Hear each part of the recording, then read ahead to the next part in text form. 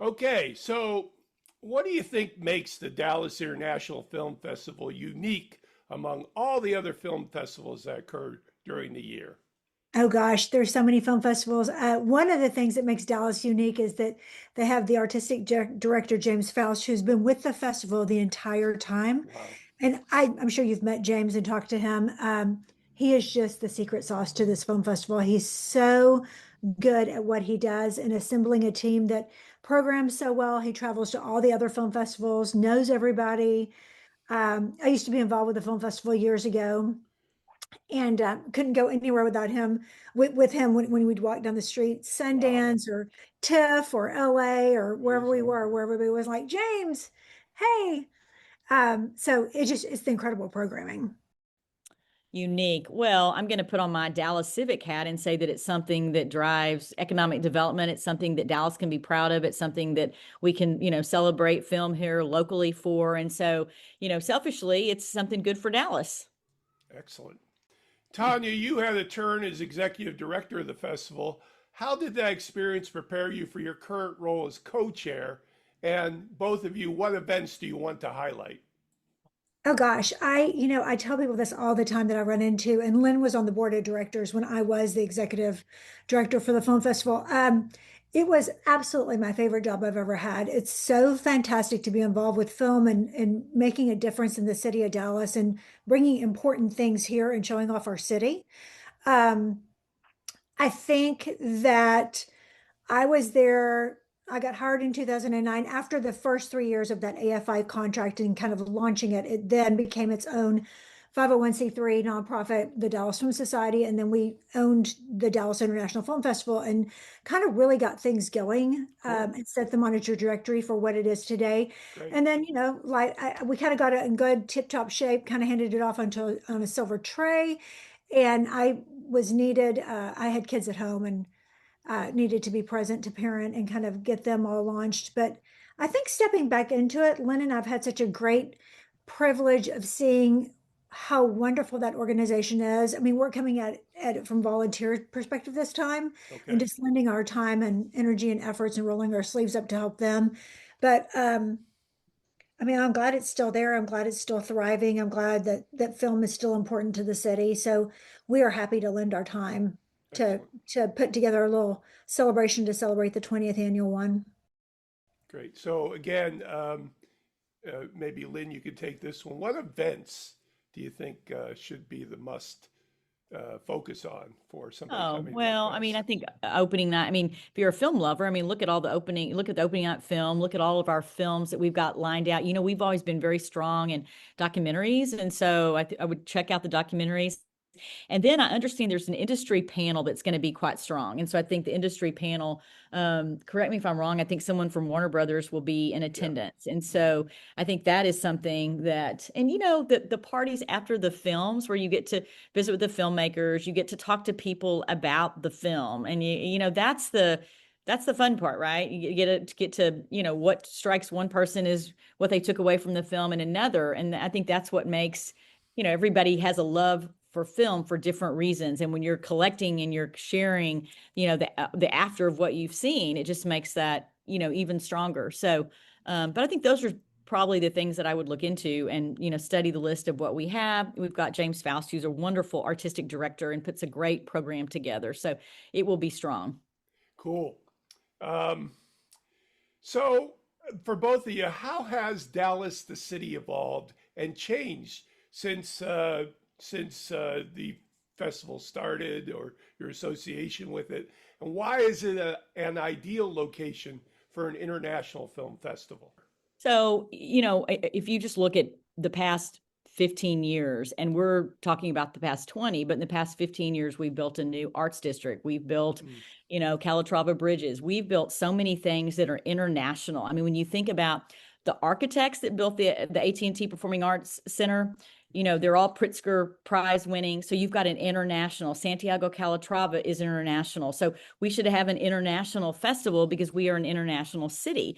You know that we're going to have FIFA here. That's an international event, and it's yeah. going to be here. It's going to be large. And so our city, while it still feels like a small town, big city, I mean, it's got kind of a small town vibe in that everybody cares about everybody. Everybody wants to help organizations thrive.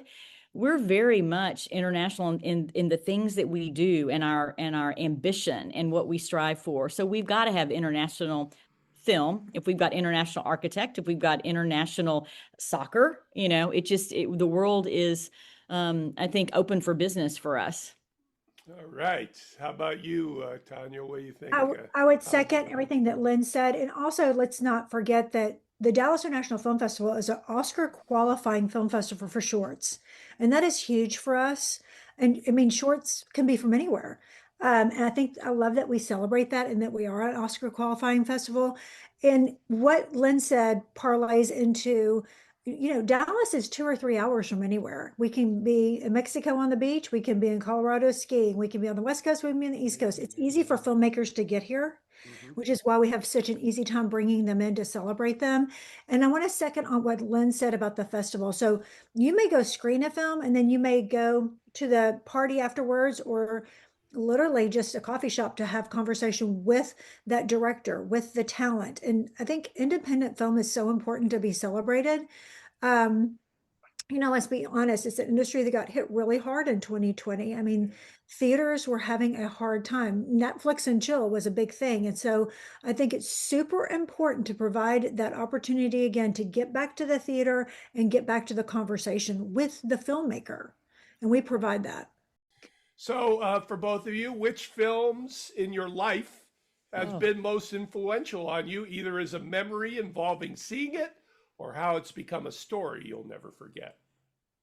Well, I can answer that one. It's the same one I would always, there's so many, but one that, and it's an international film. It's Life is Beautiful. And if you'll recall the story, I think it's Bandini, is that his name? He jumped on the stage when he was winning, but it's a story about, love. And it's a story about what people do to protect people they love and imagination, creativity, and taking yourself beyond a very dark, horrible place and trying to transport into, so it was just and the most tragic of stories, but it was one of beauty and love that he had for his family and wanting to shelter them and carry on. And so it's just always been uplifting, even though it's a very, obviously it's the Holocaust. It's very tragic.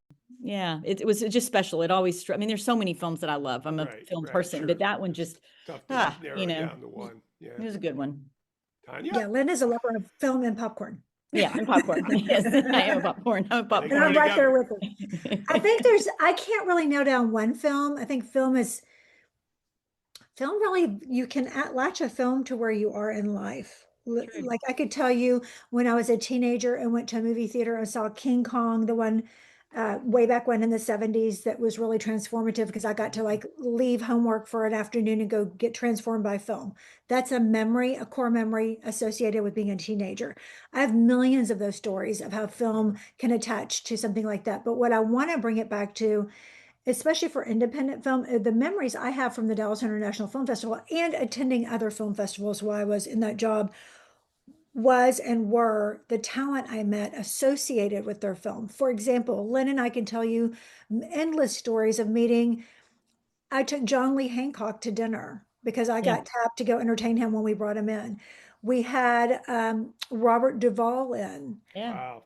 to celebrate his work. John Lithgow to celebrate his Val Kilmer to celebrate his work.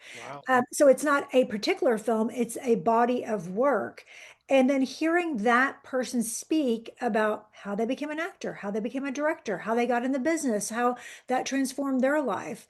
And there's endless people we could tell you about whose names are not even coming to me. Yeah. Hurt Locker. Who was the actor in Hurt Locker that we all went and had like a late night party with, and he ended up oh gosh, you're right. I can't think of his name, but he was in Hurt Locker. Jeremy Renner. Yes, thank ding, you. Ding, ding, ding. Yeah. But anyway, he became a very big deal. So yeah, and really we were celebrating Catherine Bigelow. Yes, but he came. He was young and no one knew him. No one. Yeah. Okay, here's a very important question. It's my final question.